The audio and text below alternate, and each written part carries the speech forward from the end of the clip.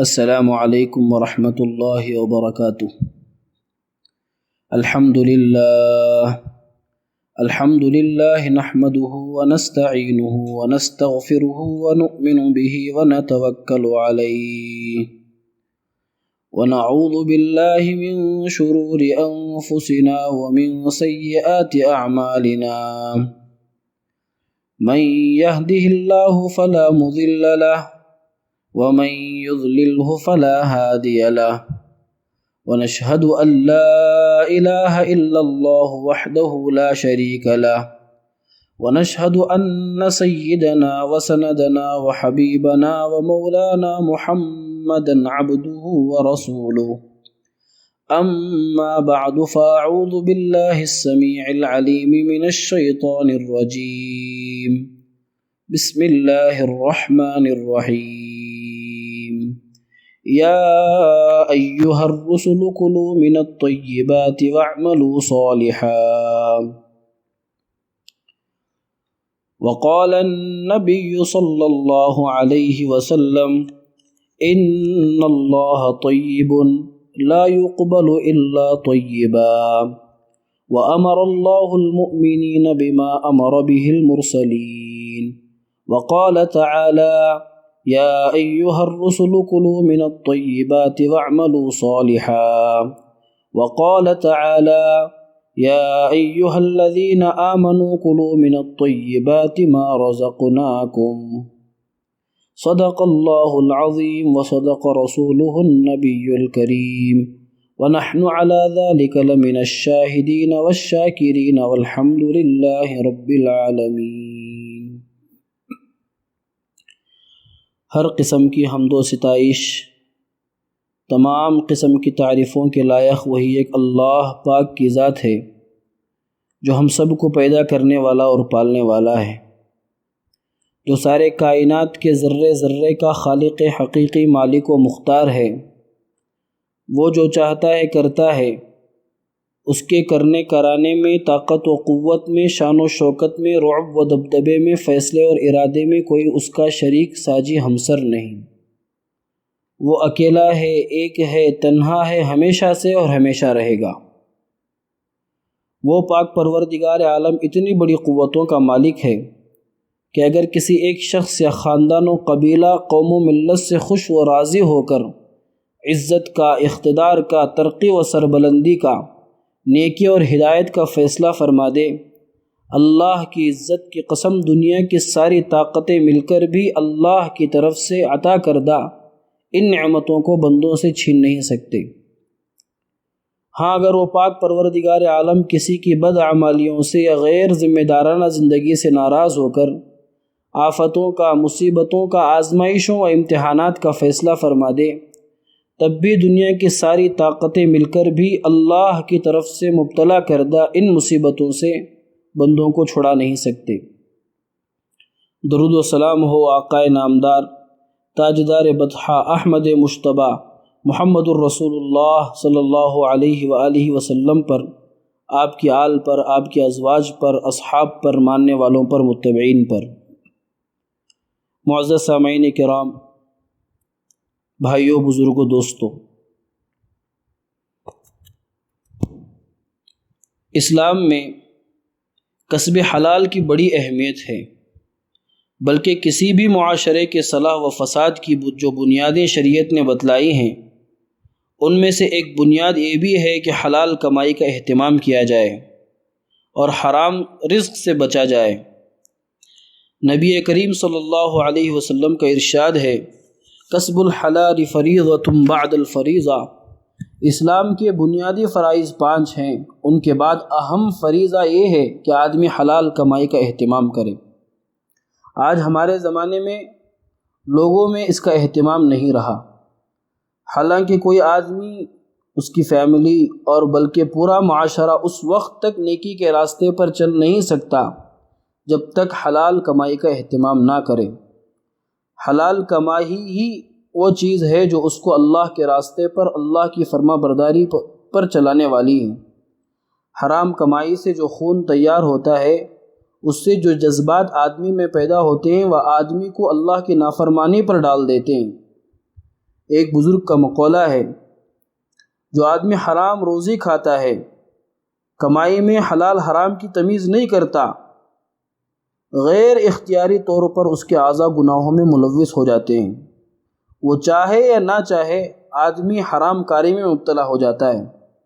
قرآن پاک میں اللہ جل جلالہ نے ارشاد فرمایا، نبیوں سے خطاب کر کے کہا، یا ایھا الرسل کلوا من الطیبات واعملوا صالحا، اے نبیوں کی مقدس جماعت، اے نبیوں، اے رسولوں، اللہ کی پاکیزہ غذائیں کھاؤ اور اعمال صالحہ کرو۔ اس سے پتہ چلتا ہے کہ جتنا پاکیزہ رزق ہم لوگ کھائیں گے، اللہ کی طرف سے اعمال صالحہ کی توفیق ملے گی۔ اگر کھانے میں بے احتیاطی ہوگی، جیسا تیسا کھا لیا، کوئی احتیاط نہیں کیا، اللہ معاف فرمائے، آدمی چاہے یا نہ چاہے حرام کاری میں مبتلا ہو جاتا ہے۔ اس لیے خصوصی طور پر اس بات کا اہتمام کرنا چاہیے کہ حلال روزی کمائیں، اپنے بچوں کو، اپنے گھر والوں کو، ماں باپ کو حلال کمائی کمائیں، جس سے ہم لوگ صراط مستقیم پر گامزن رہیں گے۔ ہمارے اکابر و اسلاف علماء دیوبند میں سے ایک بزرگ کا نام بہت کتابوں میں آتا ہے، حضرت مولانا مظفر حسین صاحب کاندھلوی رحمۃ اللہ علیہ۔ حضرت کے بارے میں یہ بات بہت مشہور تھی کہ حضرت کا معدہ حرام غذا قبول ہی نہیں کرتا تھا۔ بچپن ہی سے، طالب علمانہ زمانے ہی سے حضرت نے حلال روزی کا اہتمام فرمایا۔ دلی میں پڑھا کرتے تھے، واقعہ لکھا ہے کہ جب طالب علم تھے، دلی میں حضرت صرف روٹی کھاتے تھے، سالن نہیں کھاتے تھے روٹی کے ساتھ۔ پوری زندگی حضرت ایسے ہی گزاری۔ بعد میں حضرت کے شاگرد سے کسی نے پوچھا کہ حضرت کا یہ معمول کیوں ہے؟ حضرت صرف سوکھی روٹی کھا لیتے ہیں، سالن چکھتے بھی نہیں، اس کی کیا وجہ ہے؟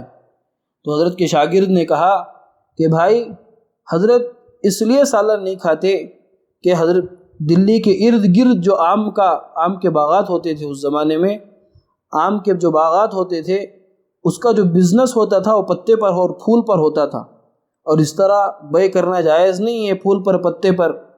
اس لیے اس زمانے میں سالن کے اندر لوگ کھٹائی کے لیے آمچور ڈالتے تھے۔ حضرت اس طرح مشتبہ روزی سے بھی اپنے آپ کو بچایا۔ اللہ نے اس اہتمام کی برکت سے ایسی توفیق عطا فرمائی کہ حضرت کا معدہ حرام قبول ہی نہیں کرتا تھا، اگر غلطی سے کھا بھی لیتے تو فوراً الٹی ہو جایا کرتی تھی۔ اور اس کے برخلاف حلال روزی کے برکات دیکھیے، جو آدمی حلال روزی کھاتا ہے، اپنی فیملی کو حرام سے بچاتا ہے، اللہ تعالیٰ اس کے ساتھ کیسے فیصلے فرماتے ہیں۔ حضرت ہی کا ایک واقعہ کتابوں کے اندر لکھا ہے، ایک مرتبہ حضرت سفر میں جا رہے تھے، ایک قریے میں حضرت کا گزر ہوا، دیکھا کہ ایک مسجد ہے، غیر آباد مسجد ہے، جہاں کوئی نماز پڑھنے کے لیے نہیں آتا۔ حضرت مسجد پہنچ گئے، مسجد کی صفائی کی۔ پہلے کے زمانے میں مسجدوں میں مسافروں کا قیام ہوا کرتا تھا، ہوٹل وغیرہ نہیں ہوتے تھے، لوگ مسجدوں میں قیام فرماتے تھے۔ چنانچہ حضرت نے مسجد کو صاف کیا اور مسجد کے اندر نماز پڑھی، انتظار میں رہے، لوگوں کو دیکھتے رہے کہ کوئی آئے گا یا نہیں آئے گا۔ جیسے ہی مغرب کا وقت ہوا تو حضرت نے اپنی نماز پڑھ لی۔ تھوڑی دیر گزری کہ ایک آدمی آیا، اس نے وضو کیا، مغرب کی نماز پڑھی۔ جاتے ہوئے دیکھا کہ ایک مسافر بیٹھا ہوا ہے، آدمی نے ملاقات کی، سلام دعا کی، اس کے بعد پوچھا حضرت سے کہ حضرت کہاں سے آ رہے ہیں؟ حضرت نے کہا کہ میں دلی سے آ رہا ہوں، آگے سفر کا ارادہ ہے۔ اس نے کہا کہ حضرت رات کو قیام رہے گا؟ حضرت نے کہا جی قیام رہے گا۔ تو گیا اور مہمان کے لیے اپنے گھر سے 3 روٹیاں لے کے آیا۔ آج ہمارا معاملہ الٹا ہے، پہلے کے وہ مقدس لوگ تھے جو مہمانوں کی مہمان نوازی کرنے کو اپنی خوش نصیبی سمجھتے تھے۔ پہلے کے زمانے میں ہوٹل وغیرہ نہیں ہوتے تھے، لوگ اپنے گھروں سے مہمانوں کی مہمان نوازی کیا کرتے تھے۔ چنانچہ 3 روٹیاں لا کے دیا، حضرت نے اسے کھایا۔ دوسرے دن پھر وہی معاملہ ہوا کہ کوئی نماز کو نہیں آیا، مغرب کی نماز کا وقت ہو گیا، حضرت نے اپنی نماز پڑھی۔ پھر تھوڑی دیر کے بعد وہ آدمی آیا، پھر اس نے نماز پڑھ کے دیکھا کہ مہمان ابھی گئے نہیں ہیں، گھر گیا، 2 روٹی لا کے اور دے دیا۔ تیسرے دن جیسے ہی تیسرا دن آیا، وہ ایسا ہی معاملہ ہوا، وہ آدمی اپنے گھر گیا اور 1 روٹی لا کر دیا اور کہا کہ حضرت کل آپ یہاں سے چلے جائیے۔ تو حضرت نے پوچھا کہ بھئی کیا بات ہے؟ وہ آدمی کہنے لگا کہ حضرت میں غریب آدمی ہوں، مزدوری کرتا ہوں، دن بھر جو میں محنت کرتا ہوں اس کے بدلے مجھے اتنا آٹا ملتا ہے کہ اس سے 3 روٹیاں بن جاتی ہیں، اور ہم گھر کے اندر 3 لوگ ہیں، ایک میں ہوں، ایک میری بیوی ہے اور ایک میرا چھوٹا سا بچہ ہے۔ پہلے دن جیسے ہی میں گھر گیا، جا کے بیوی بچوں کے سامنے بات کی کہ بھئی مہمان آئے ہیں، تو بیوی نے بھی اور بچے نے بھی اپنے حصے کی بھی روٹی اٹھا کے دے دی کہ پہلے مہمان کو کھلائیں، اور ہم تینوں نے پوری رات فاقے سے گزاری۔ جیسے ہی دوسرے دن بھی آپ یہی رہے تو میں نے کہا، تو بیوی نے تو روٹی دے دی، بچے نے بھی دی، لیکن میں نے بچے کو دیکھ کے بچے کی روٹی واپس کر دی، میری اور بیوی کی روٹی لا کے آپ کو دے دیا۔ اور جب تیسرے دن بھی آپ رہے تو بیوی کے اندر بھی برداشت کی طاقت نہیں تھی، اس لیے بیوی کو بھی اس کی روٹی دے دیا اور میری روٹی میں لا کے آپ کو دیا ہوں، کل میرے اندر بھی برداشت کی طاقت نہیں ہے، اس لیے یہاں سے آپ چلے جائیے۔ تو حضرت کی آنکھوں سے آنسو جاری ہو جاتے ہیں۔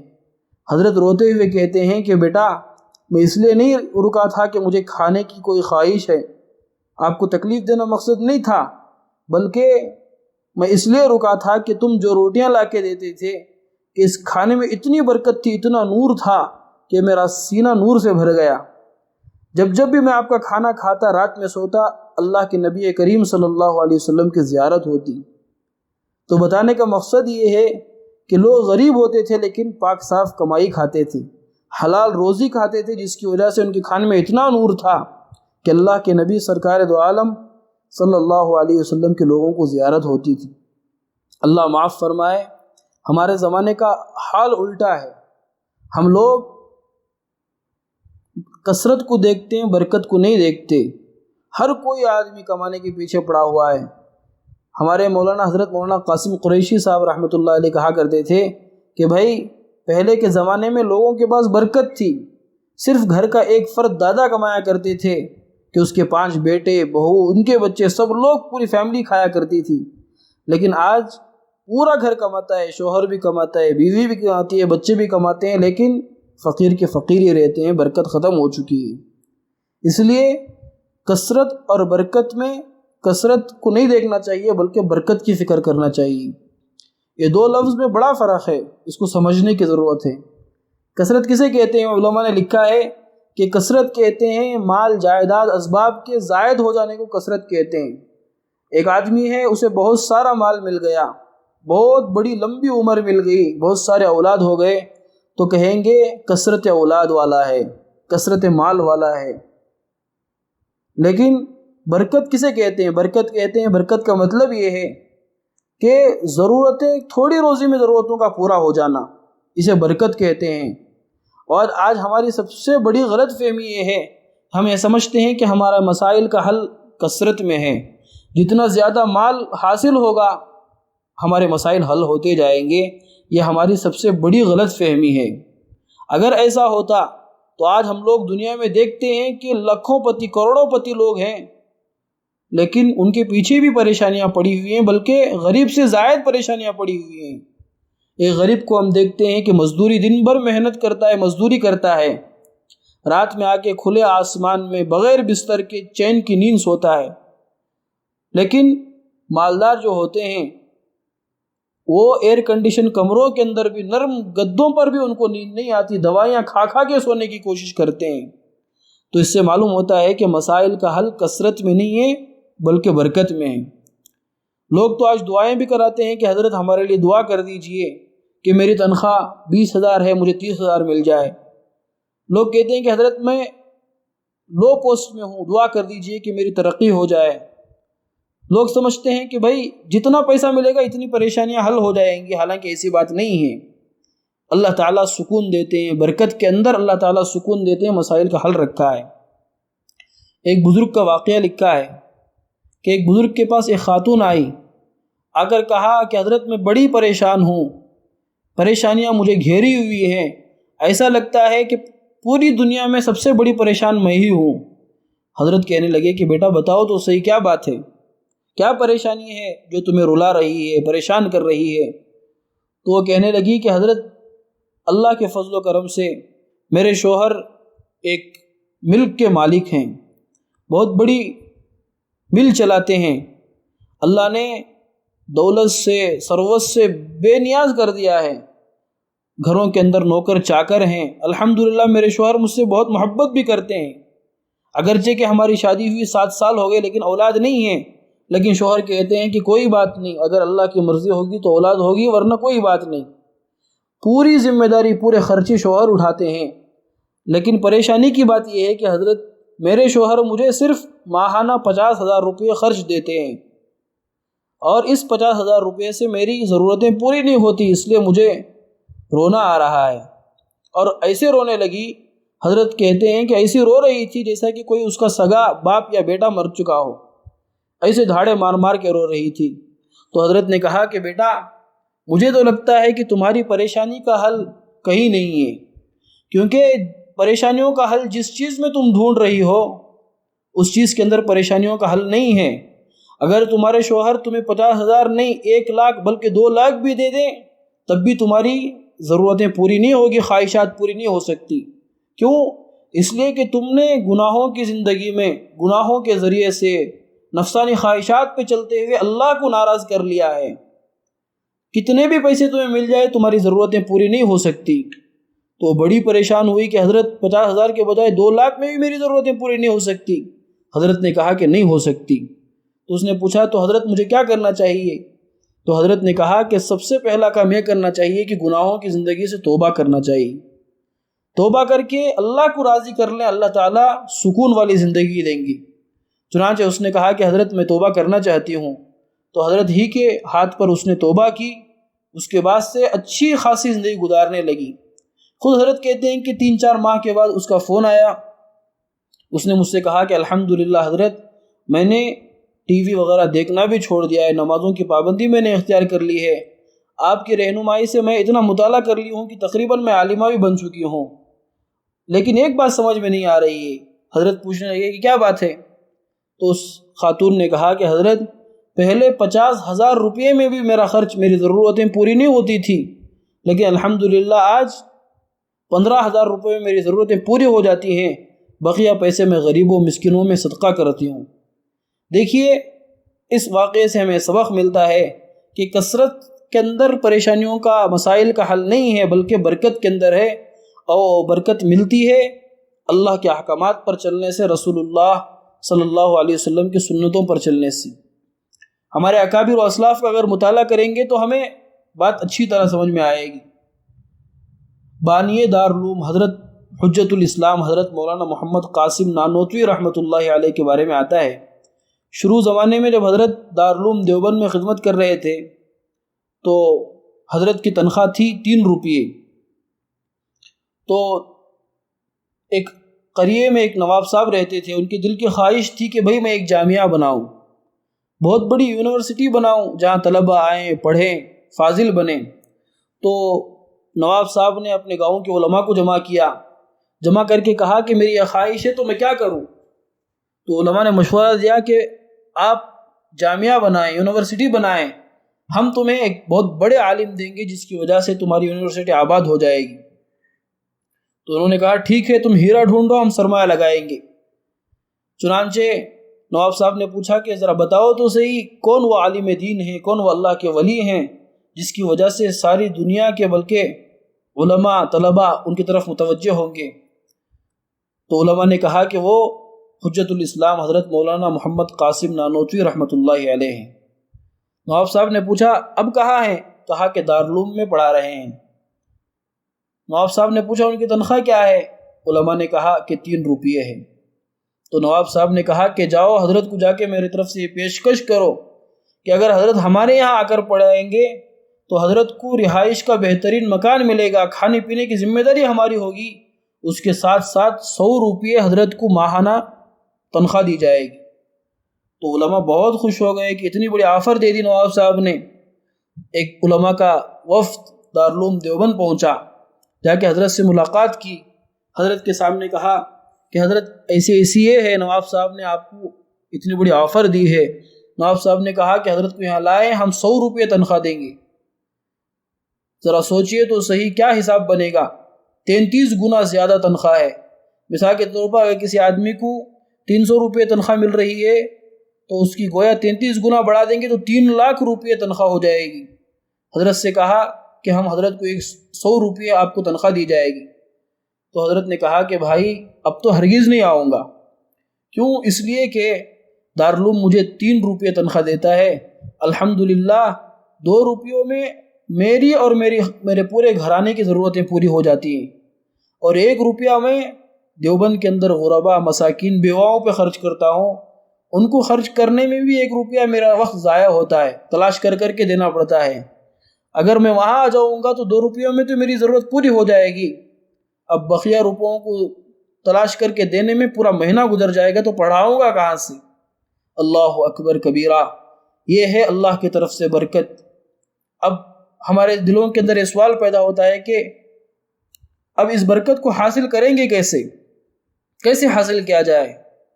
صرف ہم لوگ اب تک تو یہی سنے ہیں کہ بھائی کثرت، دنیا کا تو یہی دستور ہے کہ جو کچھ بھی ہو جائے بس حاصل کرنا ہے، جہاں کہیں سے آئے بس حاصل کرتے جاؤ، کامیاب ہوتے جاؤ، یہ دنیا کا دستور ہے۔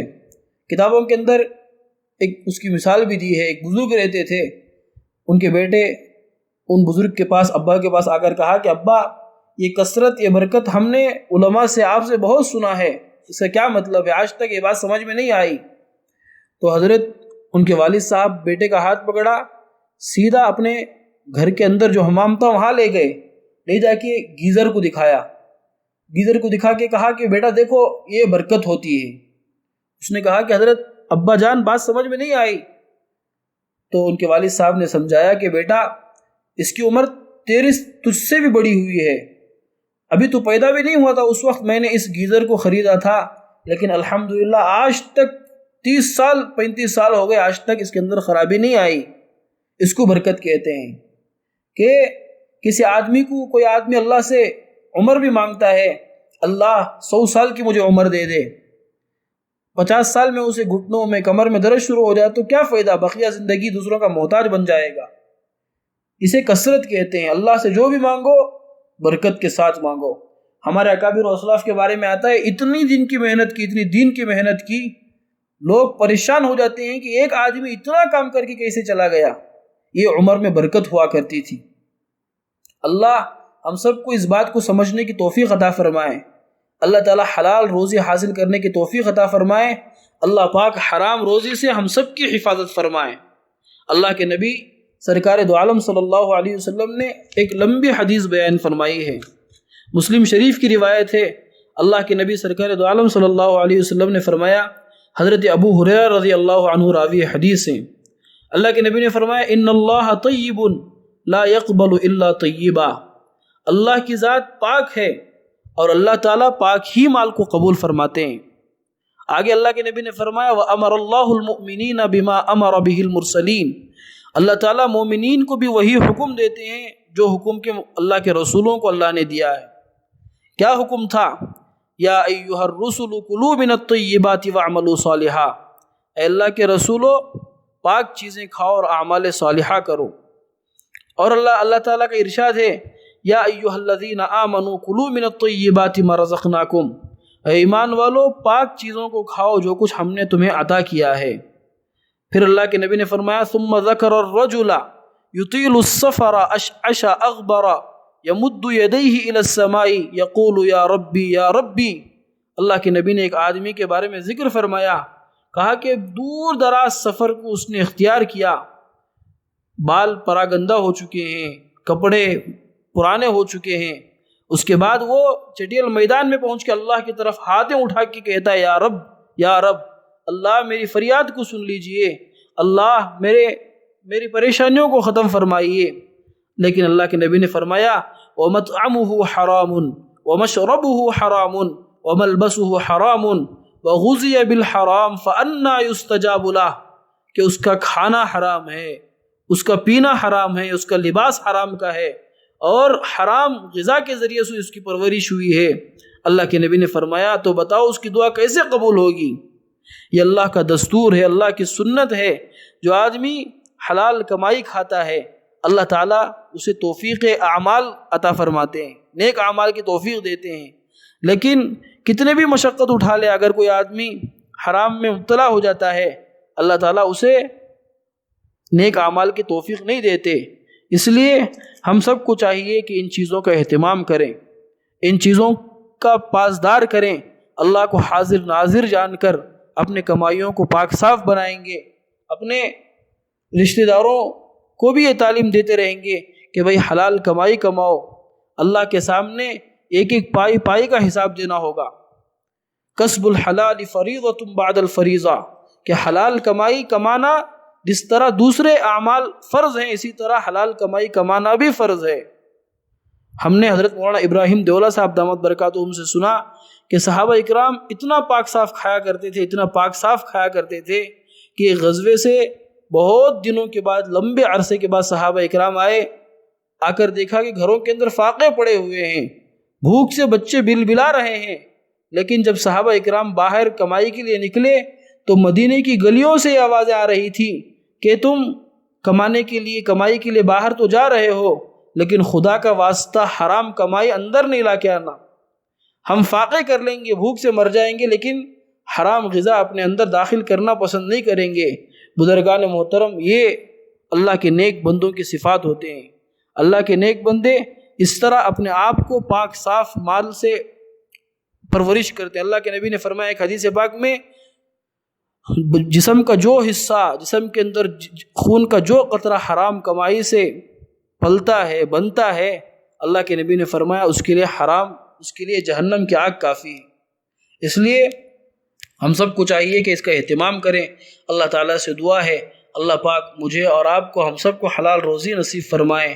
کثرت کے پیچھے بھاگنے کے بجائے اللہ تعالیٰ برکت کے پیچھے بھاگتے ہوئے اعمال صالحہ کی توفیق عطا فرمائے۔ قرآن پاک میں بھی ایک آیت میں اللہ تعالیٰ فرماتے ہیں کہ تم لوگ اللہ کامل ایمان کے ساتھ تقوی والے بن جاؤ، ہم ضرور بالضرور آسمانوں سے برکتوں کے دروازے کھول دیں گے۔ اس لیے تقوی کا اہتمام کریں، حلال روزی کمائیں۔ اللہ تعالیٰ ہم سب کو عمل کی توفیق عطا فرمائے۔ آمین وآخر دعوانا ان الحمد للہ رب العالمین۔